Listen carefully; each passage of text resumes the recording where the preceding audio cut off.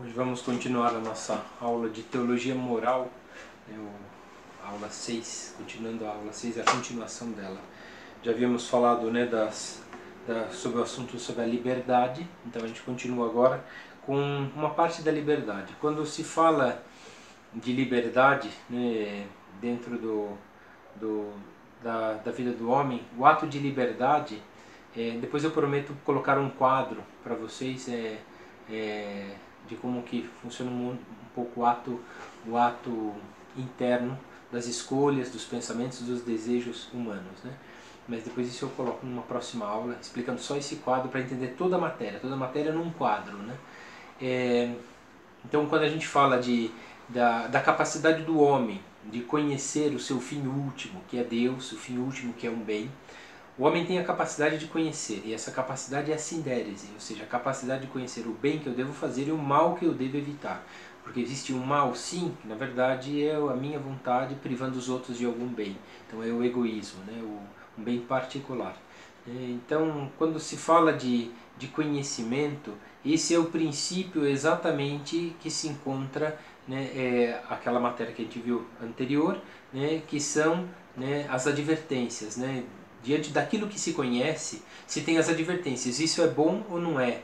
É justo ou não é? Então sabemos, são essas advertências atuais, parciais, plenas. Então essas advertências vão nos colocando com um maior discernimento, para que aí sim a decisão nossa em determinar, né, através da inteligência, do ato da razão, da inteligência, né, essa parte da advertência é a inteligência especulativa, é a capacidade de conhecimento.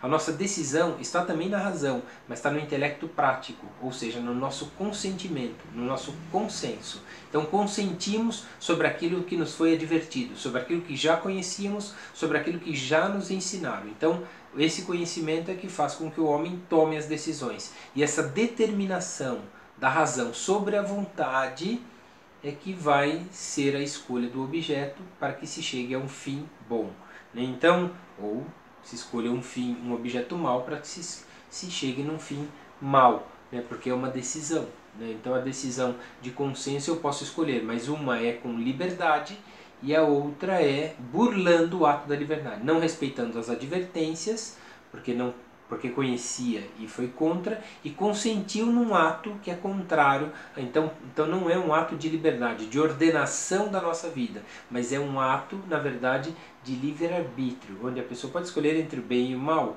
Sim, ela pode escolher entre o bem e o mal, só que tem as consequências, né? Os efeitos dos seus atos gerados na sociedade e nos outros é que vão acarretar, né, esses bens e esses males, não só para os outros, mas para si. Então o que significa o consenso?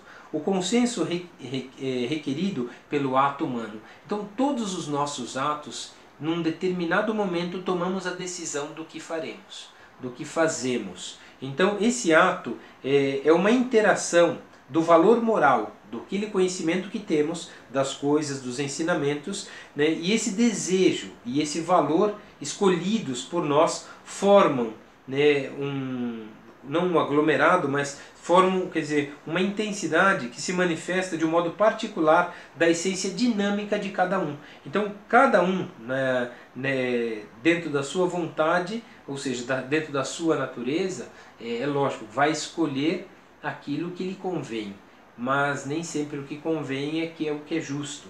Por isso o consenso é a aquisição voluntária da pessoa do querer bem. Então, o verdadeiro consenso é a aquisição voluntária da pessoa de querer o bem, né? O bem real e aparente, né?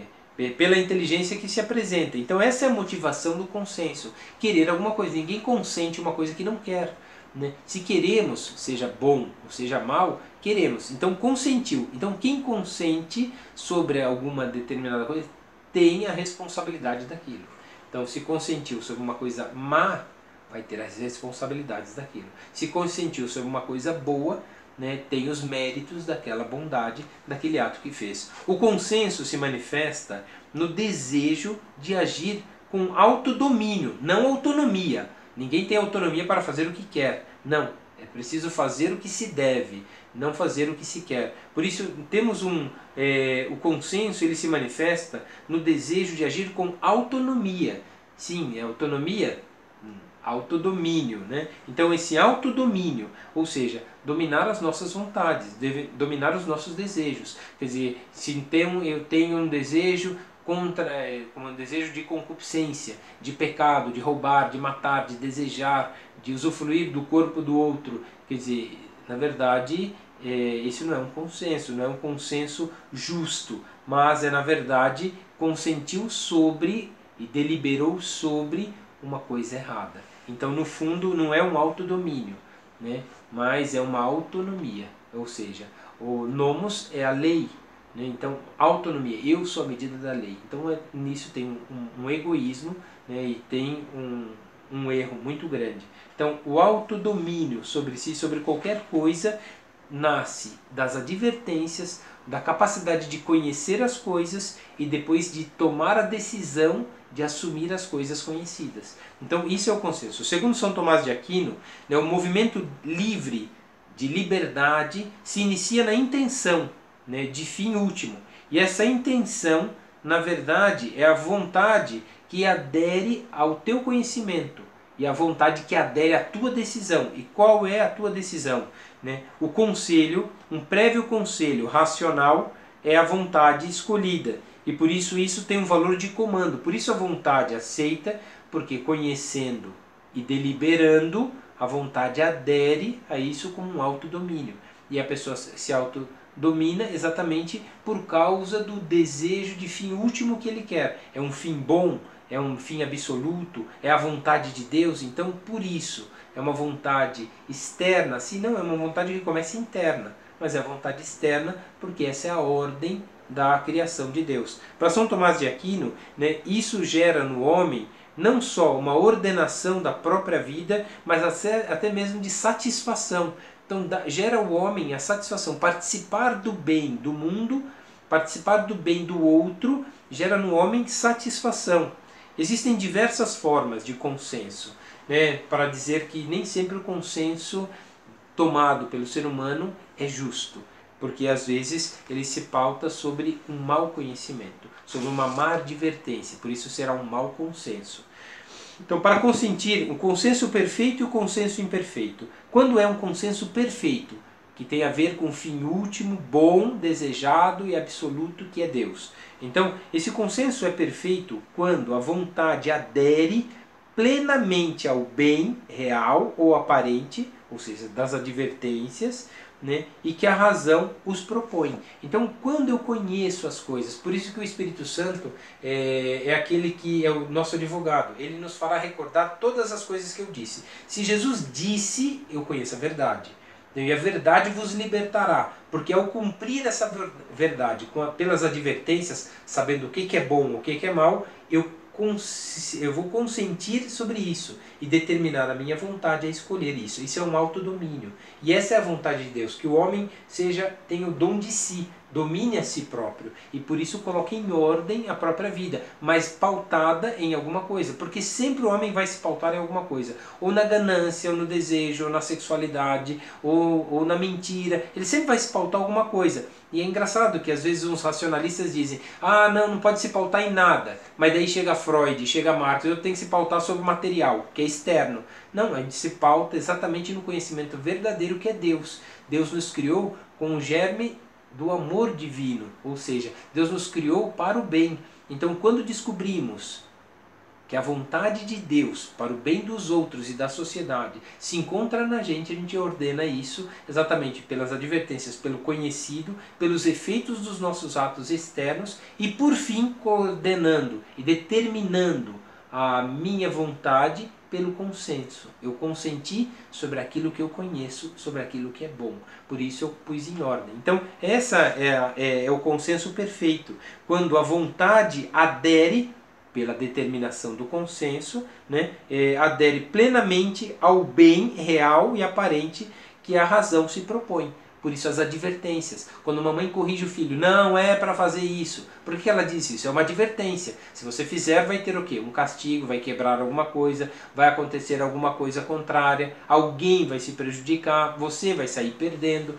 Por que existem as advertências? Não são para privar os homens das coisas do mundo, mas são para pôr ordem, para que ninguém extrapole daquilo que é um bem comum de todos. Por isso, essa vontade. Agora, o consenso é, ao invés disso, imperfeito, quando a pessoa adere a uma ação só de modo parcial. Quer dizer, ela não tem noção do que vai fazer, ela não está preocupada com os efeitos dos seus atos, simplesmente movida pelo ímpeto, muitas vezes, sem pensar, sem analisar aquilo que pode, não pode, devo, não devo, simplesmente pelas emoções, ela se deixa levar por essas coisas. Então o consenso é, em vez imperfeito, quando a pessoa adere à ação, que seja só de um modo parcial, ou ao motivo de uma advertência semiplena, ou porque a vontade mesma não quer a plenitude do ato. Por exemplo, um bom propósito de ordem, né, ou de humildade que não se atua, né, de forma concreta, nem em contrição, né, daquilo que aconteceu. Ou seja, quando eu sei o que eu devo fazer, mas ainda assim não quis. Então, quer dizer, na verdade é um ato, é um consenso imperfeito. Eu sei o que deveria fazer, mas sei que com um ato de humildade deveria pedir perdão, sei que com um ato de caridade devia ajudar outra pessoa, mas não quis. Simplesmente, porque eu sou livre, porque eu faço o que eu quero. Sim, exatamente esse é o consenso imperfeito. Privou o outro de um bem e não cumpriu com um dever com a sociedade, ou seja, escolheu um bem particular, que por fim, na verdade, não foi nem não ajudar e nem ser humilde, mas foi o orgulho e a preguiça. Então, no fundo, a pessoa cai exatamente nisso, né? Ele não combate e não luta exatamente por falta de força. Né? E o que é essa força? Né? Que são uma das virtudes, né, cardeais. O que é a fortaleza? Né? É a adesão àquilo que se deve. Então, fortaleza é ter uma força, né, é uma decisão de cumprir aquilo que é árduo e difícil. Por isso que existe a fortaleza. A fortaleza é exatamente para pôr em ordem aquilo que é para vencer a própria limitação e inércia do ser humano. Por isso, né, aquilo que é o ato, o consenso, ele pode ser muitas vezes voluntário, né? Aliás, o consenso sempre é voluntário, mas ele pode ser direto ou indireto. Né? Então, quando esse consenso, né, essa decisão minha, é uma decisão direta, né? Quando tudo aquilo que eu desejei, né, voluntariedade é tudo aquilo desejado pela vontade, como objeto imediato próprio, né? É uma decisão, né, de fazer uma coisa boa. Então, quando eu decidi de fazer uma coisa boa, né, cumprir uma coisa boa, é um ato voluntário direto. Mas também é um ato voluntário direto uma coisa muito errada. Quando eu tomei a decisão sabendo e indo contra as advertências, mas eu consenti sobre isso, então eu me determinei sobre a minha vontade e sobre não conhecimento e os efeitos do meu ato. Então eu escolho mal o objeto e o fim é mal. Ou seja, foi um bem só para mim, um bem particular, egoísta, né, e maldoso. Então, no fundo, isso também, para se fazer um mal, tanto a caridade quanto um roubo, é exatamente um ato voluntário direto. Então, no bom, ele tem mérito, e no mal, né, ele tem culpa. Então, por quê? Porque exatamente foi um voluntário direto. Ele teve a vontade, a decisão de fazer. Quer dizer, esse voluntário direto foi a decisão racional que ele teve passando por cima das advertências ou aderindo às advertências. Então foi um ato voluntário direto. Isso é um consenso que gera no homem tanto os méritos quanto a culpa. Então, tanto um quanto o outro. Um voluntário indireto, né, diz respeito a tudo aquilo que é desejado pelo homem, não por si. Quantas vezes uma mãe corrige um filho, né, e ela disse a verdade, mas disse a verdade com raiva. Então, o voluntário, né, consentiu em corrigir, que ela tem que corrigir o filho. É a obrigação dos pais corrigir, educar e ensinar os filhos. Então, ela disse, mas disse com ódio, disse com raiva, disse com rancor, com chineladas e outras coisas mais. Então, ela perdeu naquele momento, né, a razão. Não, continua sendo racional e verdadeiro o que ela disse, mas a forma pela qual ela disse, então o voluntário foi indireto, então quer dizer, não teve o efeito que poderia. A criança no primeiro momento não aceitou a correção, né, ou não aceitou por causa dessa situação. Talvez um dia possa entender, mas foi um voluntário indireto, né? Então consentiu sobre uma coisa errada, né? Consentiu sobre, né, aliás, sobre uma coisa verdadeira, mas de uma forma errada. Então, de verdade, esse voluntário indireto diz respeito a tudo aquilo que é desejado não por si, mas em razão de um outro bem, né, que se busca, né, e não de um mal que se quer evitar. Por exemplo, é a ação de um comandante de um navio que joga ao mar, né, um carregamento para salvar, né, uma população de uma peste. Por exemplo, se o navio está para afundar e ele joga o ato voluntário indireto para salvar a tripulação, que é um ato voluntário direto, manda jogar toda a carga fora. Só que a carga era um medicamento de uma peste, de uma doença, de algum outro lugar. Então ele prejudicou toda aquela população, mas na verdade ele estava pensando em salvar a tripulação. Então salvar a tripulação foi o ato. Vamos jogar fora, senão todos vamos morrer. E o navio vai afundar. Bom, se o navio afundasse, morrer todo mundo e o medicamento se perderia. Então, mas se ele fez isso para salvar a tripulação, é um ato voluntário direto. O ato voluntário indireto foi perder a carga do navio e por isso prejudicar outras pessoas. Ele não tinha a intenção de prejudicar outras pessoas, mas uma única intenção de salvar aquelas. É como num ato de guerra, né? Quando os generais, os capitães têm que tomar algumas decisões diante de algumas situações na guerra, né? Então, sempre para defender a pátria e defender o outro, se ataca a outra pessoa. O direto é defesa da pátria, o indireto é a morte do inimigo. Então no caso tem um ato voluntário direto, que é justificável, e um ato voluntário indireto, que são as consequências desse ato. Tá bom? Então, por isso que o ato muitas vezes tem um duplo efeito. Então, o efeito bom, que é aquele desejado, e o efeito mal. Por exemplo, um bom católico que vive na Síria, quando é ameaçado por um muçulmano para dizer contra a fé, ele consente, né, diretamente sobre a fé que lhe foi dada pelos seus pais, a fé, né, em Jesus Cristo. Mas o voluntário indireto é a consequência da morte, da sua decapitação, por causa do ódio do outro contra aquela decisão voluntária direta. Então, indiretamente, tem um ato, né, um duplo efeito esse ato. Então, mas o ato foi bom. Então, por isso que é visto como um martírio, porque teve um ato voluntário direto, né? Teve um segundo momento na cabeça da outra pessoa, um ato voluntário, né, indireto. Então foi uma má escolha, você vai perder a vida, como se perder a vida aqui fosse perder o céu, né? O contrário, né? Então existem algumas regras para isso, para entendermos o consenso, né? Existem algumas regras.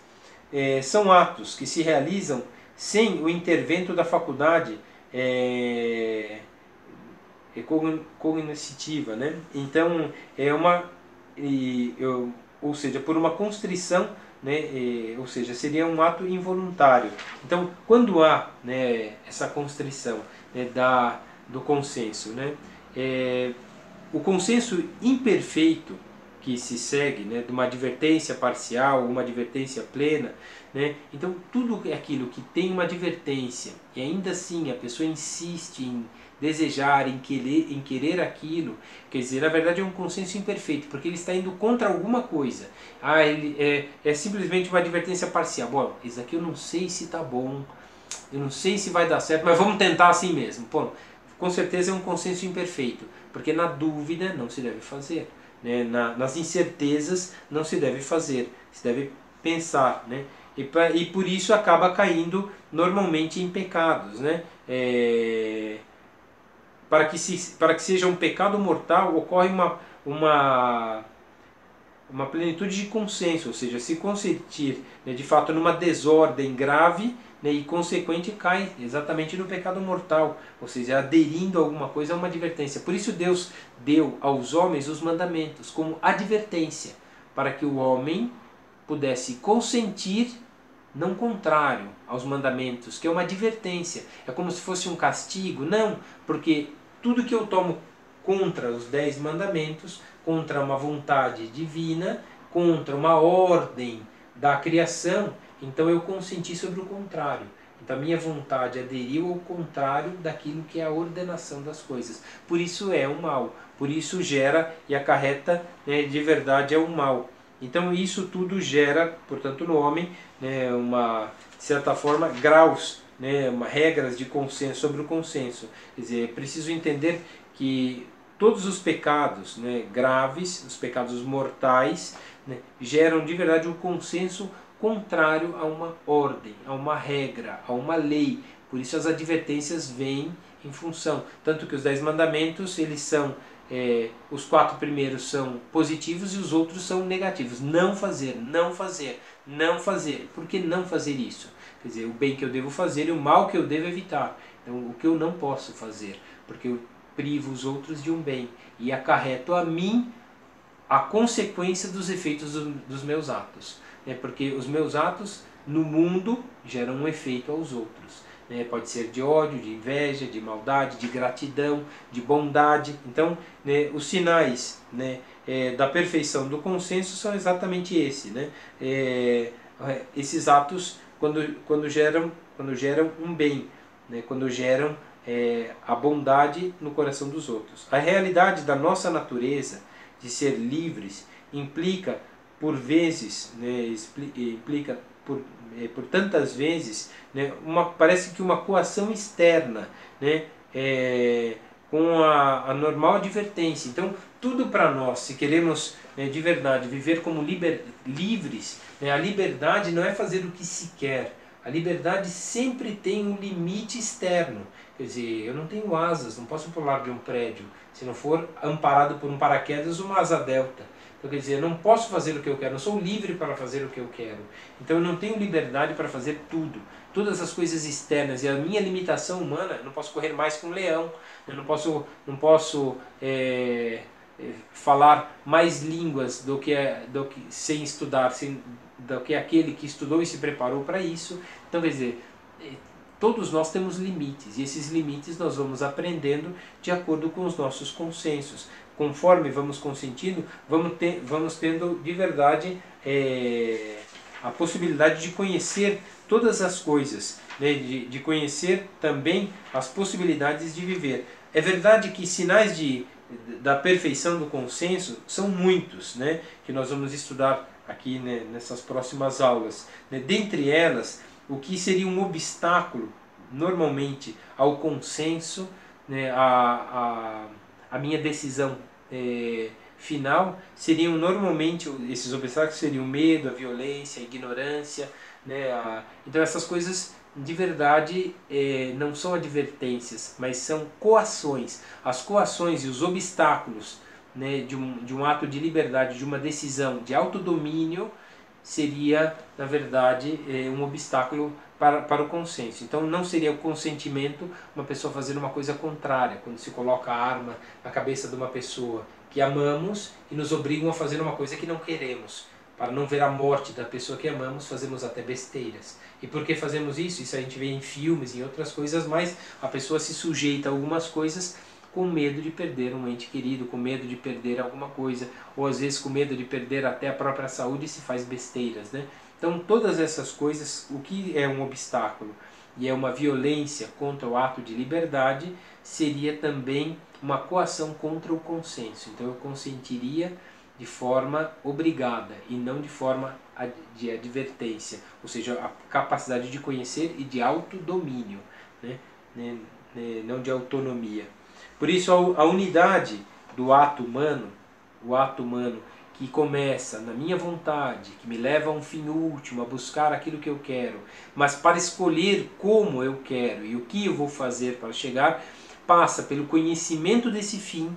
Por isso tudo que começa comigo tem o seu fim. Então tudo que eu tenho vontade é de alguma coisa, desse fim último. E esse fim último é o que vai me ensinar, através dos efeitos do que os outros já fizeram, do que até nós já fizemos, é o princípio do conhecimento, que é a sindérese, ou seja, o intelecto especulativo, a capacidade de conhecer, as advertências. E nessa advertência eu vou consentir, no intelecto prático, determinando a minha vontade a tomar uma linha reta aquilo que é bom. Agora, se eu tomo uma outra linha que me leva ao bem particular, que seria uma declinação, seria na verdade seria deteriorar, né, a ordem da nossa natureza e da ordem do próprio conhecimento. Então a pessoa na verdade escolheria um mal, ela se determinaria mal, por falta de conhecimento, por má advertência, né? Quantas pessoas erram porque não conhecem?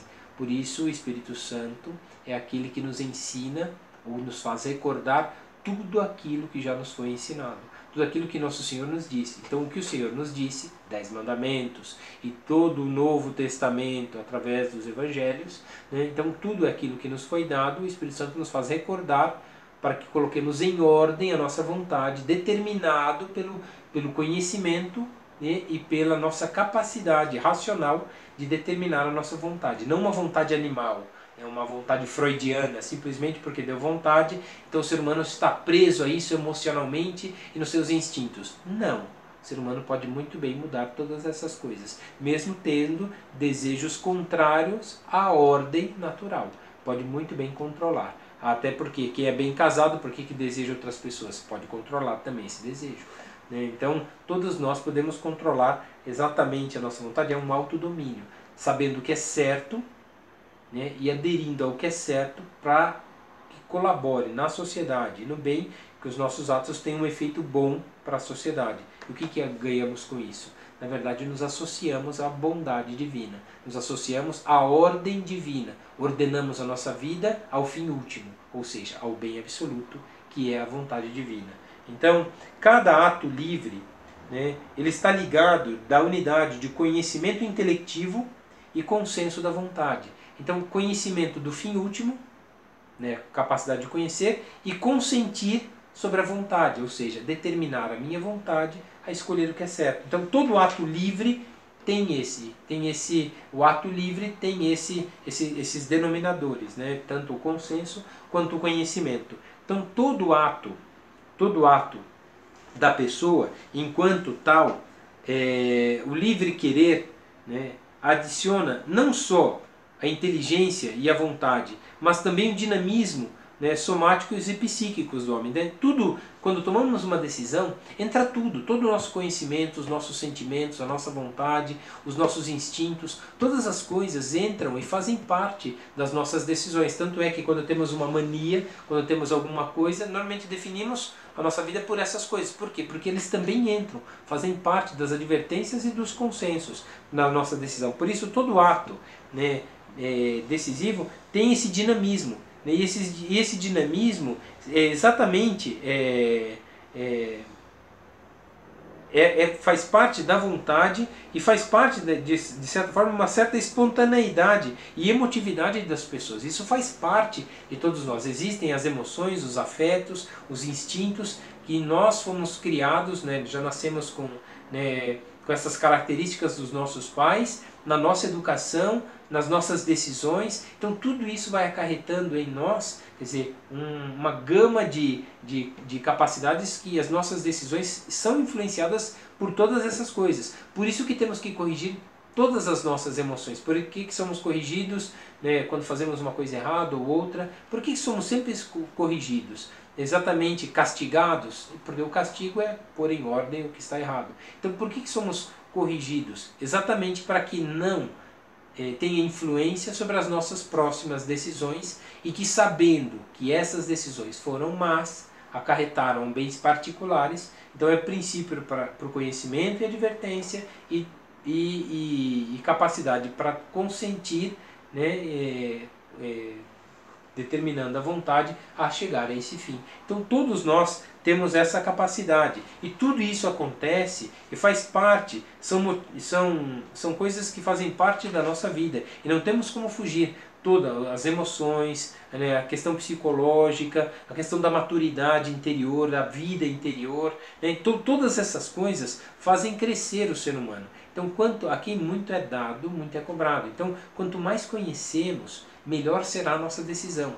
E mais árdua será a nossa decisão. Por quê? Porque conhecendo a verdade nos libertará. E que verdade é essa? Se não nos coloca em ordem, porque a liberdade é colocar em ordem o que eu sou. É colocar em ordem aquilo que que são as condições para a minha vida. E é verdade que os condicionamentos materiais, o ambiente, o exercício, né, da liberdade, tudo isso influencia. E a moral estuda habitualmente todas essas coisas, porque teologia moral é o estudo do comportamento. Né? Por que uma pessoa decide uma coisa e não outra? Por que um dia ela decidiu isso e agora ela tomou essa outra decisão?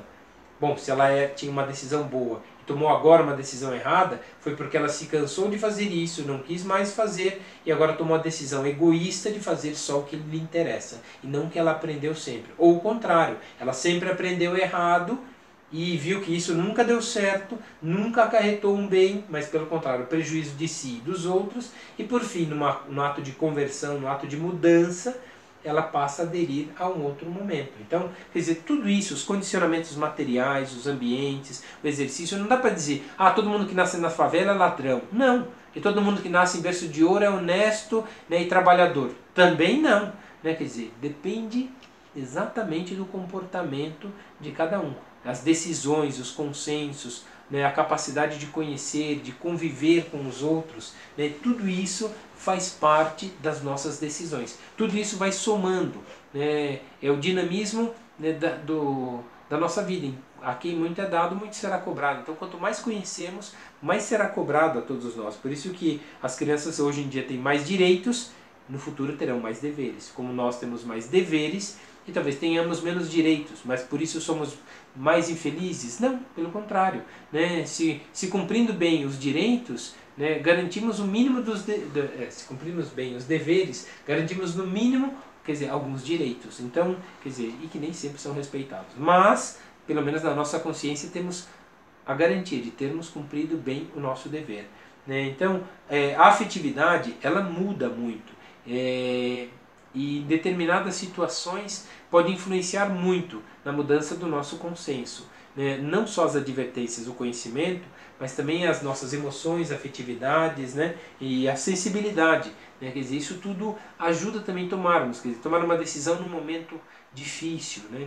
A decisão talvez não seja a melhor. Tomar uma decisão num momento de dor, talvez não seja também a melhor. Tomar uma decisão num momento de dúvidas, né? Na dúvida não se toma decisão nenhuma, mas normalmente pode ser mal. Então, a inteligência e a vontade, né? Ou seja, a vontade de um fim e a inteligência, né? Em conhecer o fim e determinar a vontade, a isso, né? Participam também do comportamento humano, ou seja, o apetite sensitivo, quer dizer, são as nossas inclinações naturais. Temos inclinações naturais para muitas coisas, né? Então temos inclinações, as nossas tendências, os nossos sentimentos e, por fim, as nossas paixões. Né? E que são essas paixões? São desejos sexuais? Não. Paixões são, na verdade, inclinações que todos nós temos e que muitas vezes não são boas. E outras que são boas. São inclinações boas. Então é preciso entender quais são essas paixões, essas afetividades, esses apetites sensíveis, né, que são bons e quais que não são bons. Então a gente vai estudá-las um pouquinho para entender também que nesse processo entre as advertências, o conhecimento das realidades e o consenso, a nossa decisão em participar dessas realidades, né, são influenciadas também pelos nossos sentimentos. Por isso que significa que é um autodomínio, conhecendo também a mim, né, um autodomínio daquilo que eu desejo, que eu quero, das minhas paixões, né, conhecendo o que é verdade e consentindo no que é certo, determinando a vontade, eu chego ao fim último e absoluto que é Deus, que é a vontade de Deus para mim e o bem para os outros. Né, que são a resumo dos 10 mandamentos. Amar a Deus sobre todas as coisas, que é fim último absoluto. E amar ao próximo como a si mesmo, que é corresponder ao fim último de Deus, ou seja, que o meu ato bom, temporal nesse mundo, fará um bem para a sociedade e para os outros. Então, isso tudo faz parte. Então, existem as paixões, né? E dessas paixões, né, que são emoções, são um pouco o apetite sensível, né, as tendências, né? Então, todas essas coisas são chamadas de paixões. Né? E quais são essas paixões? Né? Elas são percebidas de formas sensíveis, né? Através dos objetos que nos circundam. Né? São tendências, né,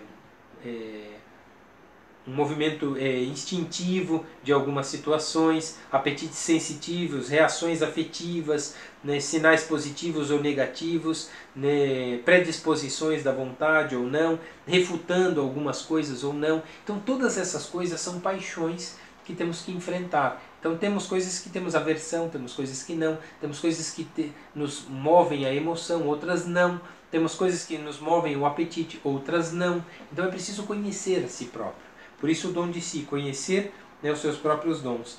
As paixões, portanto, né, cada modo apetecível, né, sensitível do homem é voltado a um bem conhecido, né, e ao mesmo tempo estimado como conveniente ou não conveniente. Então é preciso entender que os apetites sensitivos, né, esses apetites, né, sensíveis, né, são, na verdade, uma luta do ser humano em conhecer aquilo que é bom, aquilo que é conveniente, aquilo que não é conveniente. A vida espiritual, portanto, tem uma gama também, né, uma participação dessa vida sensível, né, de conhecer melhor as coisas. Por isso a espiritualidade, os afetos espirituais ajudam também a moderar um pouco, né, a nossa vontade e a colocar em ordem, né, aquilo que devemos fazer. Portanto, existem alguns influxos das paixões sobre os atos humanos, né? Quais são essas paixões, né? As paixões que são ordenadas e preparam o homem, né, e contribuem ao reto desejo da vontade. Então, quais são essas paixões ordenadas, né, que na verdade não são obstáculos, né, e fogem daquilo que é desordenado. Então, quais são as paixões que são boas? É a atividade volitiva e preparada, e acompanhada das perfeições da afetividade, né, sensível. O que significa isso? Então, significa que tudo aquilo que fazemos segundo aquilo que conhecemos, segundo aquilo que o fim último nos demonstra. Então todas as coisas que fazemos nesse sentido são paixões que vão ordenando e preparando o homem a cumprir as coisas. E vão colocando, e nisso o homem vai colocando o seu afeto. Não é muito diferente a vida matrimonial. Por que uma pessoa escolhe uma pessoa e não outra? Porque nessa pessoa colocou, né, o seu apetite sensível, emocional, afetivo, né? Então, quer dizer, por quê? Mas tem outras pessoas mais bonitas, por que escolheu essa? Né? Exatamente por isso. Não é simplesmente pela beleza em si, advertência real, advertência plena. Não, não. Simplesmente por causa das emoções. Porque teve mais afetos, emoções, né, e apetites sensíveis sobre essa pessoa. Porque foi cativada por uma paixão por essa pessoa e não por outra. Exatamente por isso. São uma ordenação. E que isso a gente muitas vezes não tem controle. Mas é preciso ordená-las. Podemos não ter controle sobre essas coisas, né? Mas podemos pôr em ordem todas elas. Então isso faz parte também da nossa luta e desse propósito de cumprir muito bem a nossa vida. Então essas paixões desordenadas, né, são os pecados, o pecado original. O que está desordenado na nossa vida? Então, o que está desordenado na nossa vida é preciso colocar ordem. Então, a gente vai estudar agora, né, essas paixões que são a desordem do ser humano, que são as paixões, né, da concupiscência, né, as paixões, né, que são várias elas, que nós vamos estudar a cada uma delas. Então, primeira delas, né, esse influxo dessas paixões. A primeira dessas paixões, né, que nós vamos estudar, a paixão desordenada, né, que são o rompimento da harmonia das potências, né, da vontade divina. Então esse primeiro momento acontece exatamente nessa paixão, no pecado. A paixão age de modo diferente no homem justo e no pecador. Então, no pecador a tentação é maior. No homem justo existe também a tentação. Por isso o homem luta por não se deixar levar exatamente por essas paixões. Porque à medida em que ele cai, quer dizer, o valor é maior, tanto naquele que é justo como ao pecador. Então ela é maior no pecador e menor no justo. Então a concupiscência, né, quando se fala a palavra concupiscência, né, diante das do estudo moral e ascético, se diz que concupiscência é para designar um desejo desordenado, de prazer sensível. Então, o que é concupiscência? É um desejo desordenado de prazer sensível. Mas também pode indicar cada paixão em geral. Então, quer dizer, a concupiscência seria cada paixão em geral. Que paixão é essa? Mas não tem paixão ordenada e paixão desordenada? Sim, Nosso Senhor teve a paixão de Nosso Senhor Jesus Cristo. Quer dizer, essa é uma paixão ordenada, dar a própria vida pelos seus. Agora, existem as paixões desordenadas. Quando se fala de concupiscência, já é diferente. A concupiscência indica, né, cada paixão em geral. Mas qual paixão? Aquelas que são desordenadas. E por isso, né, referir-se à desordem das tendências, né, como proveniente do pecado original. Quer dizer, então tudo vem do pecado original. Então todos os nossos erros, a culpa na verdade é de Adão. Não. Nós carregamos isso conosco. E por isso podemos aumentar, né, de verdade, né, essa desordem no mundo e essa tendência proveniente do mal no mundo. Podemos aumentar.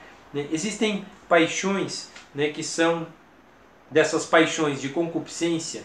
É preciso entender que as paixões de concupiscência, dentre elas, né, nós vamos dividi-las em amor, ódio, desejo, aversão, prazer e tristeza. Então existem paixões de concupiscência. E quais são essas paixões de concupiscência?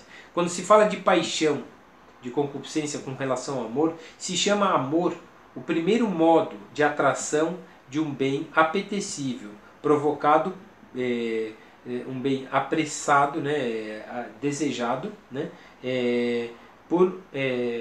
provocado pelo apetite. É uma inclinação atualizada do apetite ao bem e que se pode ter como sentimento de simpatia, de estima e de admiração. Existe uma paixão de concupiscência, né, exatamente de amor, e que essa pode pôr em ordem, pode começar mal, mas pode pôr em ordem muita coisa, porque é o amor, ou seja, é uma admiração, uma estima. Se trata de uma primeira e mais radical entre todas as paixões. É um movimento afetivo que procede do amor por qualquer coisa, mas pode se corromper no meio. É o amor por alguma coisa, e se torna um amor por uma coisa material, vira avareza. Se torna um amor por uma coisa, né, por uma sexualidade, se torna um amor, né, desenfreado, concupiscência apenas de prazer, né, de luta pelo prazer. Então, a primeira paixão de concupiscência é o amor.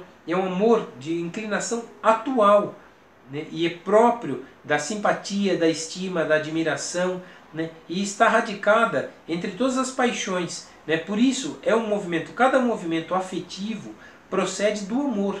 Então, todo movimento afetivo procede do amor. Se deseja no afeto a correspondência daquele amor, mas por trás pode ter um problema que vai transformar esse amor na verdade apenas num prazer. Então aí sim acarreta no mal. Mas num primeiro momento a paixão de concupiscência leva ao amor. Quer dizer, a paixão de Nosso Senhor, porque a paixão de Nosso Senhor Jesus Cristo, porque nele é radicado como o primeiro amor. É um movimento exatamente afetivo. Por isso Nosso Senhor sentia compaixão.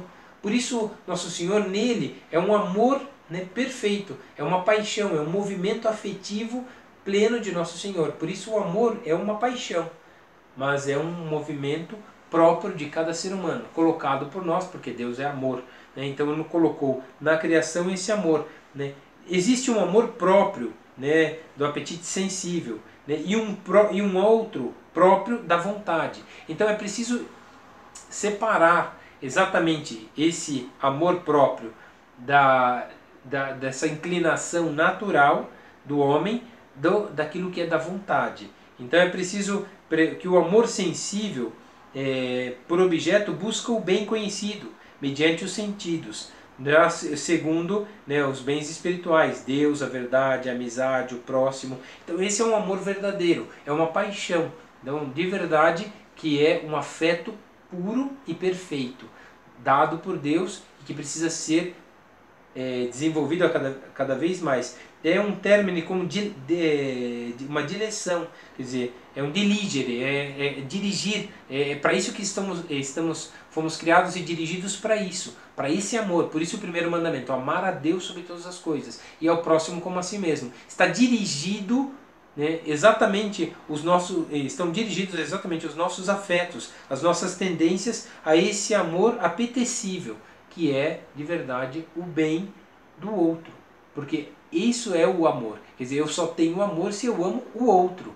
Então, quer dizer, o amor não é o que o outro gera em mim, porque isso seria um amor, né, da vontade. Então é o que o outro pode me dar. Então o que o outro pode me dar, esse é o amor errado, o amor da vontade, e não o amor próprio, né, daquilo que é próprio da inclinação natural do ser humano, que é ele dar o amor ao outro. Deus é amor, Deus não fica esperando o nosso amor, Ele se dá por primeiro. Eu vos escolhi, eu vos chamei por primeiro, eu fiz isso. Então o amor de Deus, porque Deus se dá. Agora, em contrapartida, nós damos o nosso amor a Ele. Aí nos assemelhamos a Deus, porque imitamos a Deus no amor, numa doação, no abandono, numa entrega, que é o que faz Nosso Senhor, né, estamos nesse período de Semana Santa, né, e de viver isso. Por isso as aulas estão sendo gravadas, né, para os seminaristas, né? Então é exatamente para que eles aproveitem bem, né, esse período, não só para estudar, mas para viver também esse momento tão bonito e crucial da nossa fé, né? O término, dileição e diligere, amar com um particular zelo, né? um particular cura, o cuidado, né? Então esse é o amor, esse é o término dessa paixão de Nosso Senhor. Então existe uma paixão ordenada? Existe uma paixão ordenada à entrega da própria vida, e isso fez Nosso Senhor na cruz, a entrega do amor. O amor é uma doação, né? Na verdade é um afeto, na verdade é um apetite, né? Exatamente por mover o coração de uma forma afetiva, é um movimento afetivo que se tem pelo outro. Por que se ama? Uma mãe ama o filho, mesmo ele não correspondendo ao amor da mãe, ela continua amando. Pode não concordar com os erros do filho, mas continua amando. E sofre muito, quanto menos amor ela recebe. Mas porque não vê o amor correspondido. Por isso que normalmente as pessoas sofrem, porque não sentem o amor correspondido. Quando na verdade o segredo está em dar o amor. E mesmo que não seja correspondido, quer dizer, é lógico que humanamente a gente espera. Mas é verdade que isso é o que fez Deus. Deus também espera ser correspondido porque precisa? Não, mas porque ama. E espera ser correspondido para o nosso bem, porque aí nos associaremos a Ele. E essa é a função que temos na nossa vida. Então, por isso, né, a causa do amor é o bem conhecido, atraente, que atrai o apetite. O amor é como uma ressonância, né, do bem produzido na alma. Então, quer dizer, quando a pessoa de verdade ama, quer dizer, é um movimento da própria alma, um movimento do coração, um movimento do desejo. Então, ela ama porque ama. E esse é o plano de conformidade com o plano divino, né? Um amor ordenado, né? Um amor pelos outros. E jamais será desordenado, porque de verdade ela busca o que é mais perfeito, o que é bom, o que é melhor, o que é maior para os outros, né? E esse é o amor que suscita o efeito de amar, de uma união com o amado, como experimentaram os santos, né? E o contrário a isso seria o ódio. E o que é, na verdade, o ódio, né? É verdade que existe, né, um amor, antes de entrar no ódio, né? Existe um amor ordenado, que é aquele que brota exatamente dessa atração própria daquilo que é uma inclinação natural do homem, né, radicada no movimento afetivo, né, e não na vontade, porque o amor volitivo, na verdade esse sim que seria um erro, é um amor errado, é um amor desordenado. Então, o amor de desejo, desejar tal pessoa, desejar sexualmente tal pessoa, desejar o dinheiro da outra, desejar o carro da outra, quer dizer, o amor volitivo é um amor desordenado, já é um amor afetivo, efetivo, né, que se tem pelas outras pessoas, esse é uma paixão. Então, por isso é um amor, né, é um amor ordenado. O ódio também acontece a mesma coisa, tem um ódio ordenado e um ódio desordenado. Né, a reação de refuto do mal, refutar o mal, né, ter aversão ao mal, é um bom ódio. Quer dizer, ter ódio do demônio não é mal, é um bem. Ter ódio do pecado é um bem. Aliás, é até o requisito que que se exige para se conseguir a indulgência plenária? Ódio ao pecado. Então, quer dizer, mas a inclinação natural do ser humano por causa da condição de pecador, de ter nascido no pecado original, sim, essa é a fraqueza e que temos que lutar. Por isso, a luta em conhecendo a verdade, as advertências, consentir sobre elas. Né? Então, lutar. Então, a reação de refuto ao mal, de refutar o mal, né, provoca no homem, né, esse ódio, né, um ódio de repulsa, né, que exclui, né, e o sentimento de antipatia, de repugnância, de fastio, a causa exatamente desse amor. Então, quando se ama verdadeiramente, se sente o ódio do que é errado. Agora, o contrário também é verdade. Quando se ama o que é errado, tem ódio do que é certo. Por isso a perseguição, às vezes, à igreja. Quando se ama o errado, se odeia quem corrige o errado. E, normalmente, Cristo, que é a verdade suprema, o bem supremo, a vontade do Pai no meio dos homens, por isso é odiado. Por que odiado? Porque é odiado por as pessoas que amam o errado. Então, quem ama o erro, não ama o bem. E quem ama o bem, odeia o erro. Então, esse é o processo. Então, existe um ódio bom e existe um ódio mau. Né? Então, existe um ódio contra a verdade. Né? Então, é a perseguição à igreja. Sempre vai ter. Por quê? Porque afirma a verdade. A verdade vos libertará. Então, esse é o ódio, o refuto. Né? Odiar as coisas. Existe um ódio ordenado e um ódio desordenado. O amor aos verdadeiros bens gera um ódio ao mal. Né? Já ao contrário, né, o ódio, né, já o amor falso, o amor desordenado, é um bem que comporta aversão ao bem autêntico. Então, sempre vai se odiar o bem autêntico. Né? Quando uma pessoa... Bom, basta ver, quando na própria Bíblia já diz, né, Caim e Abel, um deu uma coisa que agradou a Deus, o outro não. O outro ficou com ódio e matou aquele que fez um bem. Então, quer dizer, sempre vai ter. E por que o ódio? Exatamente porque não pôde amar mais, então tem ódio de quem ama mais. Então, sempre vai ser assim, né, na humanidade. Por quê? Por causa da condição limitada do homem.